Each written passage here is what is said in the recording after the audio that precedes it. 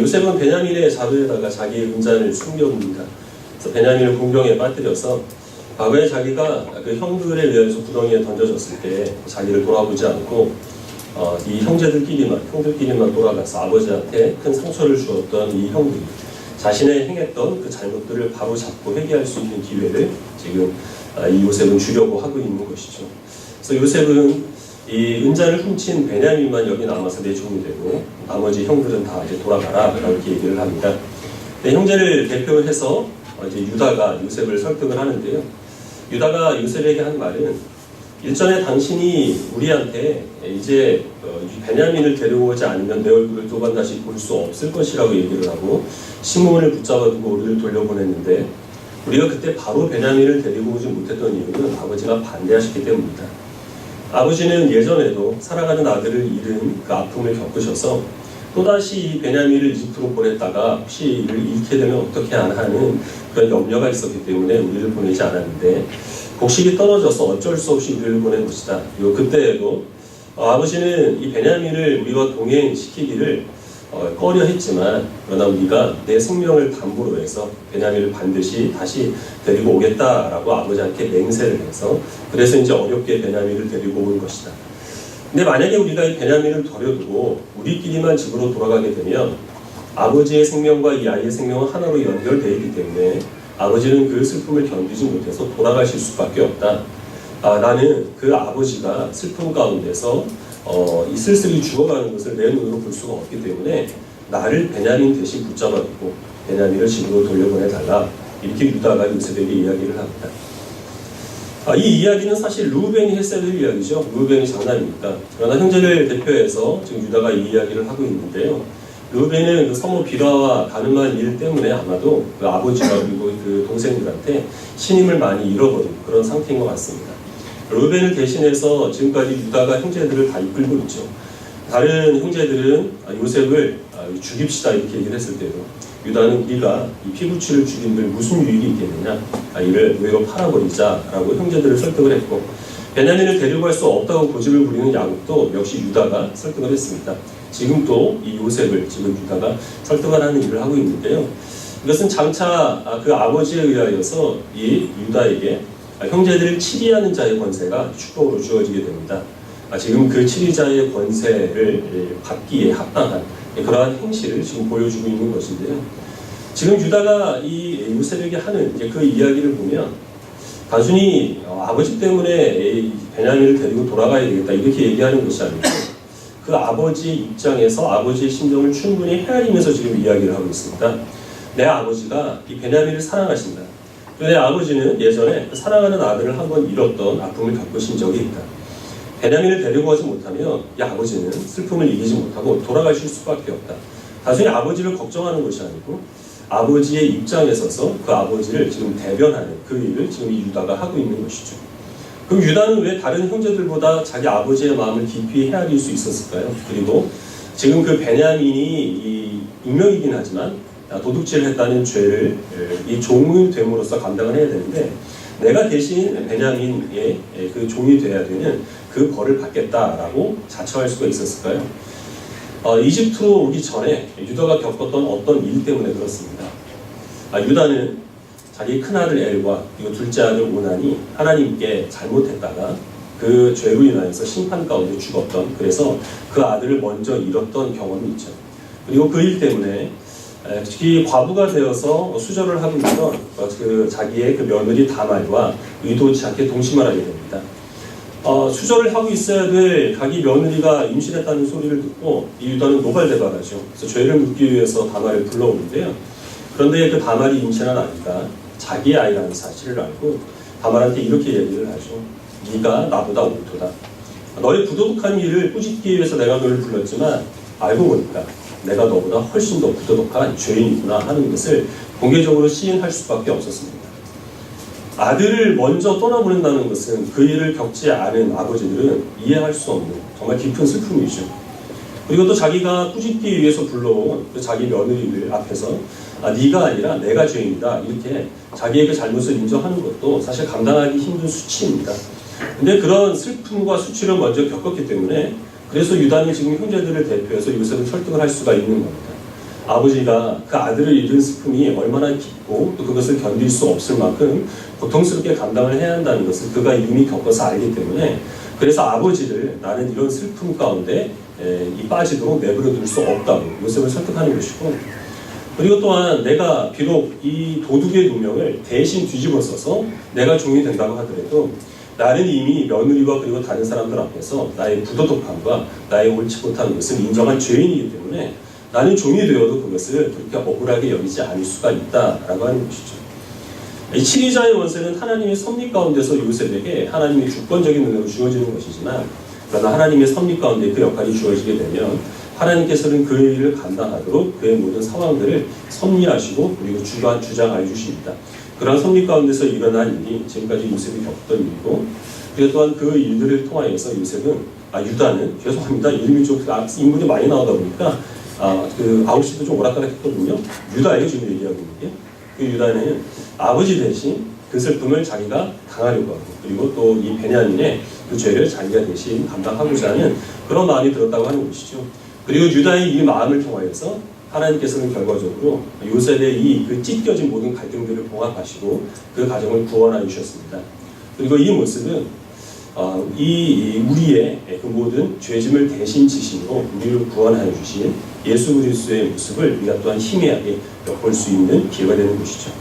우리 누가복음 말씀을 같이 보겠습니다. 누가복음 7장 36절부터 40절입니다.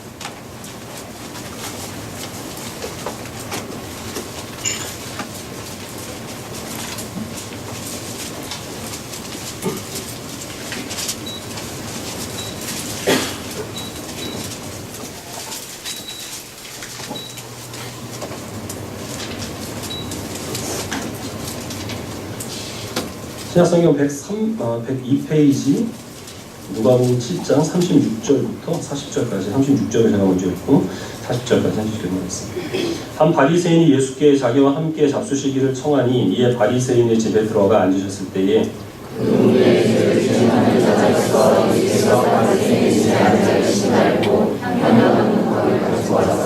예수의 뒤로 그 발 곁에 서서 울며 눈물로 그 발을 적시고 자기 머리털로 닦고 그 발에 입 맞추고 향유를 부으니 예수를 청한 바리새인이 그것을 보고 마음에 이르되 이 사람이 만일 선지자라면 자기를 만지는 일이 여자같으며 어떠한 자도 죄인인 줄 알았으리라. 다시 읽겠습니다. 예수께서 대답하여 이르시되 시몬아 내가 내게 이를 말이 있다 하시니 그가 이르되 선생님 말씀하소서. 예수님께서 시몬이라고 하는 바리새인의 집에 초청을 받으셔서 식사를 하고 계셨습니다. 그 마을에 살던 어떤 여인이 예수님께서 시몬의 집에 오셨다는 소식을 듣고 그 집에 찾아가죠. 그래서 예수님 뒤에 서서 예수님의 그 발을 자기의 눈물로 적시고 자기의 머리털로 예수님의 발을 씻습니다. 그 발에 입을 맞추고 자기가 가져온 그 값비싼 향유를 예수님의 발에 부어서 예수님께 경배를 드립니다. 그런데 이 여인은 어떤 죄를 범해서 마을 사람들이 접촉하기를 꺼려하는 그러한 여인이었는데요. 이 부정한 자와 접촉하게 되는 자는 이제 그 사람도, 멀쩡한 사람도 접촉하는 즉시 부정하여진다. 이것이 율법이기 때문에 누구보다 율법을 잘 알고 있었던 그 바리새인은 마음속으로 예수님을 비난합니다. 지금 자기의 발을 만지는 저 여인이 얼마나 부정한지를 예수가 알았더라면 자기를 만지지 못했을 텐데 선지자인 줄 알았더니 아무것도 아니구나. 여기 이제 속으로 비웃고 있었던 것이죠. 그래서 그것을 예수님께서 아시고 바리새인한테 이것을 물어보십니다. 만약에 큰 빚을 탕감받은 사람과 작은 빚을 탕감받은 사람이 있다고 한다면 그 두 사람 중에 누가 더 그 빚을 탕감해준 주인을 사랑하겠느냐? 당연히 큰 빚을 탕감받은 사람이 더 감사하는 마음, 그리고 그 빚을 탕감해준 사람을 사랑하는 마음이 훨씬 더 크겠죠. 바리새인은 그렇게 대답을 합니다. 예수님께서 말씀하신 큰 빚을 탕감받은 사람은 바로 이 죄인 여인이고, 작은 빚을 탕감받은 사람은 바리새인 시몬입니다. 바리새인의 입장에서는 나는 잘못한 것이 없다, 나는 죄를 범한 것이 없고, 그래서 예수님께 빚진 것이 없다, 이렇게 생각을 했던 거죠. 그런 마음이 있었기 때문에 그 당시에 귀한 손님을 집으로 모시게 되면 발에 있는 먼지를 닦기 위해서 발 닦을 물을 대접하는 것이 그때의 관습이었는데, 이 시몬은 그것을 하지 않은 겁니다. 내가 밥 한 끼 먹여주면 그것으로도 이 예수는 나에게 고맙게 생각을 해야지, 이런 마음을 가졌던 것이죠. 그러나 이 여인은 그렇지 않았습니다. 예수님께서 내가 사는 마을로 들어와 주신 것, 그리고 또 내가 그 예수님의 발을 만지시는 것을 허락해 주신 그 은혜만으로도 감사하여서 값비싼 향유를 예수님의 발에 부어 예수님께 경배를 드린 것이죠. 그리고 예수님께서는 이 여인의 죄 사함과 함께 여인이 구원받았다라고 구원을 선포를 하십니다. 이 사건은 우리 그리스도인의 구원이 어떤 방법으로 이루어지는지를 잘 보여줍니다. 세상 사람들이 말하는 구원, 이 바리새인들이 추구하는 구원은 어떤 높은 기준이 있습니다. 그 기준에 도달하기 위해서 사람들은 저마다 자기의 그 능력과 지혜를 발휘를 해야 하는 것이고, 그 기준에 도달을 하게 되면 그러면 합격점을 받습니다. 이제 구원을 얻게 되는 것이죠.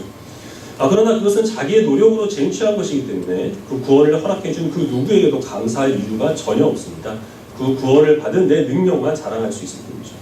그러나 하나님께서는 우리를 그렇게 구원하지 않으십니다. 우리가 하나님의 그 기준에 미치지 못하기 때문에 하나님께서 우리와 같은 모습으로 우리가 살고 있는 이 세상에 내려오신 것이죠.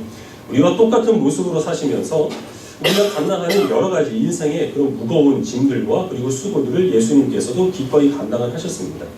그래서 예수님께서는 우리를 잘 알고 계십니다. 우리가 왜 하나님을 의심하는지, 우리가 왜 믿음으로 승리하지 못하는지, 우리가 어떤 문제에 유혹을 받고 그 유혹에 속절없이 무너져 버리고 마는지를 예수님께서 우리와 똑같은 어려움과 시험을 당하셨기 때문에 누구보다 잘 알고 계신다는 것이죠. 그리고 우리의 모든 죄짐을 예수님께서 대신 지시고 십자가에서 죽으심으로 우리를 구원하셨습니다.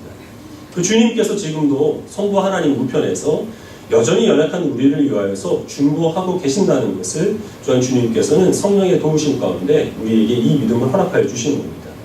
우리의 소망은 우리의 모든 형편, 우리의 연약함, 우리의 사정을 잘 알고 계시는 그 주님께서 우리를 위하여 중보하고 계신다, 우리를 돕고 계신다는 것이 세상을 사는 우리들이 품게 되는 소망이라고 하는 것입니다.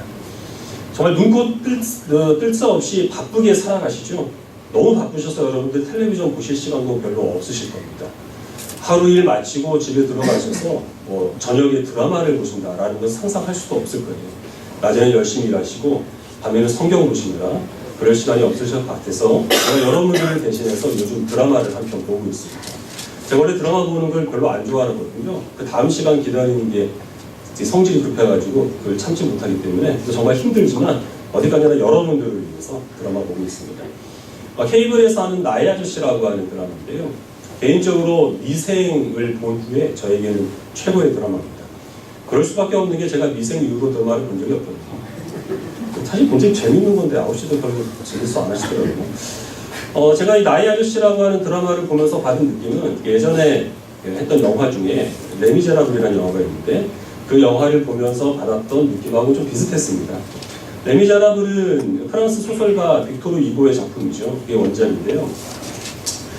그 원래 그 제목의 뜻은 이제 불쌍한 사람들이라는 뜻입니다. 그 제목답게 프랑스 혁명이라고 하는 굉장히 이제 어두운 시대 상황 가운데서 정말 불쌍한 사람들의 이야기가 펼쳐지죠. 평탄한 인생을 살아가는 행복한 사람들이라고는 보이지 않는 것 같은데, 근데 이상하게 그런 불행한 그 인생길을 걷고 있는 사람들의 이야기가 사람들한테 많은 감동과 그리고 위로를 주었다는 겁니다. 사실 그 영화는 흥행할 만한 요소가 전혀 없어요.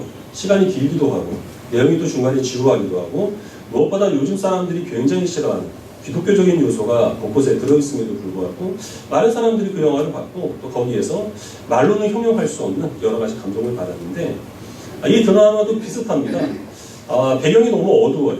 그리고 거기에 나오는 등장인물들이 저마다 어떤 큰 상처를 안고 있거나 아니면 남에게 말 못하는 고민이 있거나 또 자기 그 어떤 그 인생에 있어서 큰 실패를 맛본 그런 우중충한 사람들이 모여가지고 궁상맞은 이야기들이 펼쳐지고 있거든요.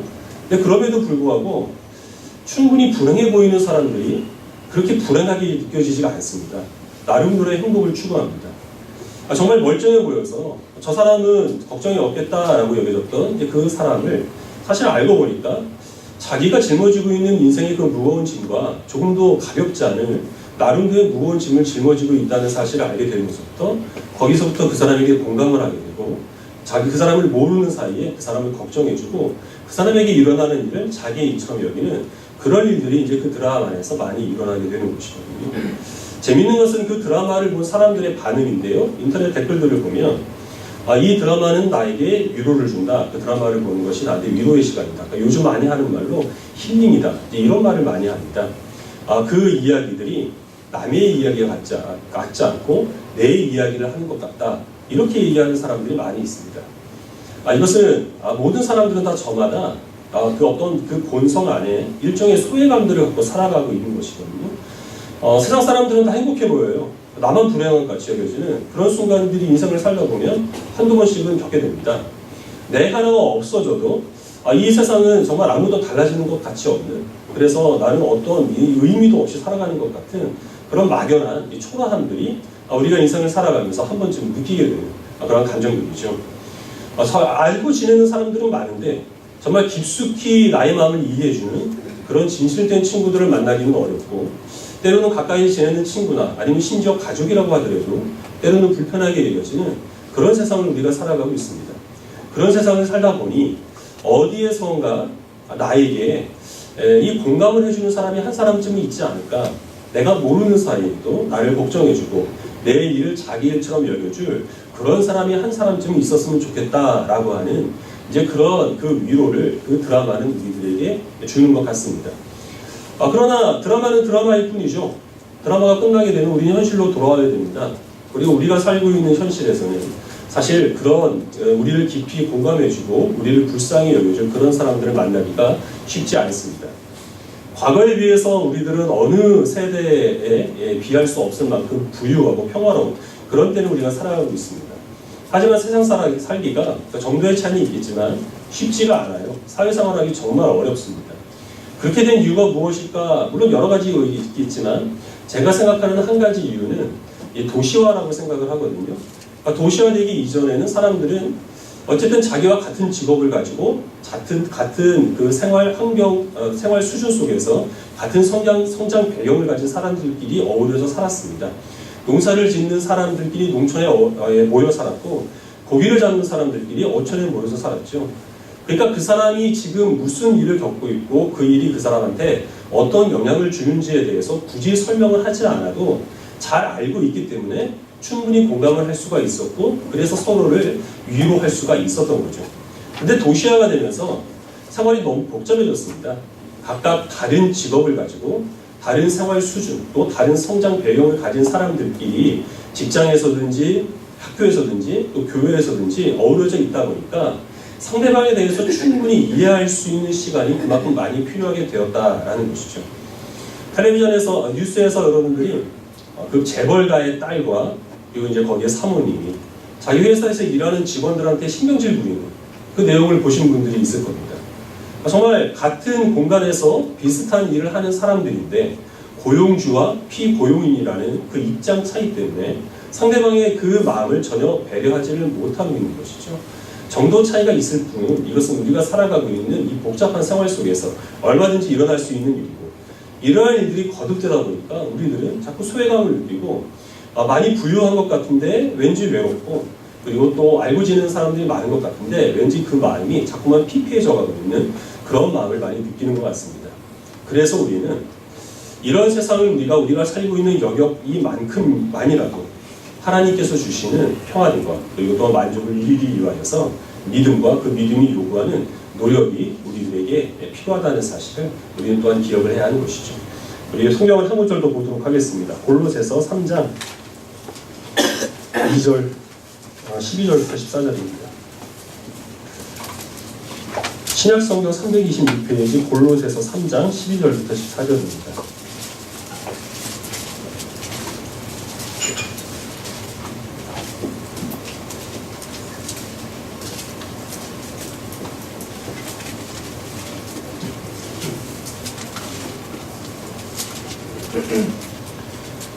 삼 장 12절을 제가 먼저 읽고 14절까지 해주신 하겠습니다. 그러므로 너희는 하나님이 택하사 거룩하고 사랑받는 자처럼 긍휼과 자비와 겸손과 온유와 오래 참음을 우리고 너희에게 불만이 있거든 서로 용납하여 피차 용서하되 주께서 너희를 용서하신 것 같이 너희도 그리하고. 같이 읽겠습니다. 이 모든 것 위에 사랑을 더하라. 이는 온전하게 되는 힘이라. 하나님께서 우리와 같은 모습으로 이 땅 가운데 오셔서 우리의 모든 죄짐을 대신 지시고 그 십자가의 죽으심을 통해 우리를 구원하신 이유는 하나님께서 우리의 연약함, 우리의 문제, 우리의 고민, 우리의 죄성을 주님은 이미 잘 이해하고 계신다는 사실을 우리에게 확신시켜 주시기 위함입니다. 그럼 하나님께서는 왜 하나님이 우리의 모든 형편과 처지와 연약함들을 이미 잘 알고 계신다는 사실을 우리들에게 알게 하시기를 원하시느냐 하면 우리로 하여금 주님이 우리에게 주시는 긍휼과 온유와 겸손과 오래 참음을 못 잊게 하시기 위해서입니다. 못 잊는다는 말은 내 것이 아니라는 말이에요. 주님께서 나에게 그것을 허락하여 주셔서 나는 잠깐 그것을 빌려가지고 있다는 겁니다. 예수님께서 나를 긍휼히 여겨주셨으니 그 긍휼이 나의 긍휼이 된 것이고 주님께서 나에 대해서 오래 참으시니까 이제는 나 또한 예수님의 그 인내하시는 성품을 내 것으로 삼을 수가 있다고 하는 것이죠. 그리고 그것을 가지고 우리가 이해할 수 없는 사람, 또 우리가 도무지 나와 동질화 여길 수 없는, 동질감을 가질 수 없는, 공감할 수 없는 그 사람을 우리 또한 불쌍히 여기고 그를 용서하고 용납하게 하시기 위해서 십자가라는 방법으로 우리를 구원하여 주셨다라는 것입니다. 긍휼히 여긴다고 하는 것은 특별한 일이 아닙니다. 힘든 일이 아니죠. 이 사람은 정말 안 됐고 나는 이 사람보다는 처지가 훨씬 나으니까 그래서 내가 너를 불쌍하게 여겨서 호의를 베풀겠다. 이게 긍휼이 아니고 나도 비참하고 너도 비참하기 때문에 내가 모르는 고민과 염려를 너도 안고 있어서 그래서 너는 그렇게밖에 살아갈 수 없다는 것을 이해해 주는 것, 그래서 넘어가 주는 것이 그것이 바로 긍휼히 여기는 것입니다. 지금 이 자리만 하더라도 저의 입장과 여러분들의 입장이 다르죠. 준비한 말씀을 한 30분 정도 지금 일방적으로 제가 여러분들을 보면서 전달을 하고 있는데 그런 저의 심정을 이 자리에 서보지 않으신 그런 여러분들이 정말 온전하게 이해하기는 불가능한 일이죠. 저 또한 일주일 동안 여러분들이 열심히 이 세상에서 살아오시다가 이제 쉬는 날이 되어서 그럼에도 불구하고 예배를 드리시기 위해 아침부터 서둘러서 이 자리에 오셔서 그냥 30분 동안 질문도 못하시고 일방적으로 제가 하는 말을 듣고 있어야 되는 여러분들의 마음을 100% 이해하기란 불가능한 것입니다. 다만 우리는 서로 인정을 해주는 거죠. 그것이 쉽지 않겠다라는 것을 그것을 인정해 주는 것으로 긍휼히 여기는 그 일이 이 가운데서도 충분하게 일어날 수 있다고 하는 것입니다. 지난주에 제가 몸이 좀 안 좋았거든요. 월요일부터 좀 몸살 기운이 있었는데요. 화요일날 그 노래 행사가 있어가지고 그거 준비하느라 불려 나가가지고 완전히 맛이 갔습니다. 그래서 이 감기 기운에다가 또 약 기운에 비몽사몽간에 수요 예배 설교 준비를 하다가 수요일에 좀 잘못 전하는 게 있어요. 솔로몬이 왕궁하고 성전을 짓잖아요.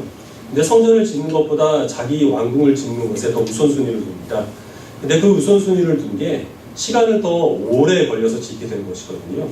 근데 제가 그것을 왕궁을 더 먼저 지었다 이렇게 이제 말씀을 드렸어요. 여기 이제 이거 기초적인 건데 그 예배 끝나고 나서 제가 알았거든요. 그래서 왜 내가 그걸 틀렸을까 자책하는 한편 수요 예배에 오신 분들이 잘못하면 인터넷에 글을 올릴 수 있겠다. 우리 목사님 너무 허접해요 이렇게. 그래서 굉장히 염려를 했습니다. 제가 뭐 검색을 해봤어요. 이김은 솔로몬 왕궁 성전. 근데 아직 올라온 글이 없는 걸 보니까 수요에 오신 분들이 눈 감아주신 거죠. 몰라서 넘어간 게 아니라 알지만 그러나 모른 채 해주고 넘어가 주신 것으로 생각을 합니다. 왜냐하면 본인들도 뭐 컨디션이 좋지 않을 때는 알고 있는 것도 잊어버릴 때가 있고 이 말을 하려고 하다가도 저 말이 나올 때가 있기 때문에 그래서 그러실 수 있겠다라고 생각을 해주시고 넘어가셔서 그래서 별 문제 없이 지금까지 왔고 저도 또 뻔뻔스럽게 이 자리에 와서 말씀을 전할 수가 있게 되는 거죠. 저 또한 마찬가지입니다. 제가 목회자가 되기 전에 저도 교회 가기 싫은 적이 있었습니다. 예배 드릴 때 좋은 적도 많이 있고요. 목사님이 하시는 말씀이 너무 내 현실하고 동떨어진 이야기여가지고 그냥 한 귀로 듣고 한 귀로 흘린 적도 또 많이 있었습니다. 그래서 제가 조금 못마땅하게 여겨지는 부분들이 있어도 나름대로 여러분들이 안고 있는 고충이 있을 것이라 라는 생각을 하고 그래서 잔소리하거나 닥달하지 않고 넘어가려고 어떻게든 노력을 하고 있는 거거든요. 그래서 일어난 일이 뭐냐 하면 교회가 평화롭습니다. 교회 생활하기 여러분 정말 행복하지 않습니까? 이 반응은 뭐죠? 다른 사람 생각 안 하고 그저 내 것만 챙기고 이의적으로 살아간다고 하더라도 구원받는 데는 지장이 없습니다. 예수 그리스도만 믿기만 한다면. 하지만 큰일은 할 수가 없습니다. 유다가 그 형제들을 치리하는 자리에 그 권세 자리에 오르게 된 것은 그 아버지가 겪을 그 아픔을 그가 미리 겪어서 아버지가 얼마나 깊은 슬픔 가운데서 고통스러워하는 것을 그가 알아서 아버지의 아픔을 자기 아픔으로 여겼기 때문이고 그 베냐민 누명을 써서 그 벌로 종이 되어야 될 그 상황을 나는 이미 죄인이기 때문에 차라리 내가 그 죄를 대신 지고 쓰는 게 낫겠다라고 그렇게 그의 그 연약함에 공감을 표하고 긍휼히 여겼던 그런 마음이 유다를 치리자의 자리에 세우셨습니다. 치리자의 자리에 세우도록 이 역사하는 원인이 되었습니다.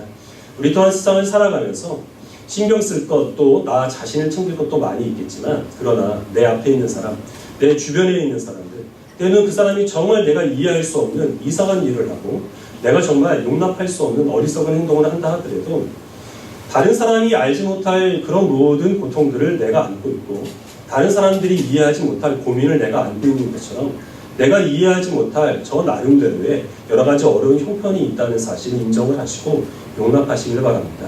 용서하시고 그리고 긍휼히 여기심을 통하여서 우리가 예수 그리스도께서 우리를 긍휼히 여겨주시는 그 은혜로 인하여서 주님과 평안함을 누리신 우리 주변에 있는 모든 우리의 친구와 가족과 더불어서 이 긍휼히 여기는 그 믿음으로 말미암아 평안을 누릴 수 있는 모든 성도들이 되시기를 간절히 소원합니다. 기도하겠습니다.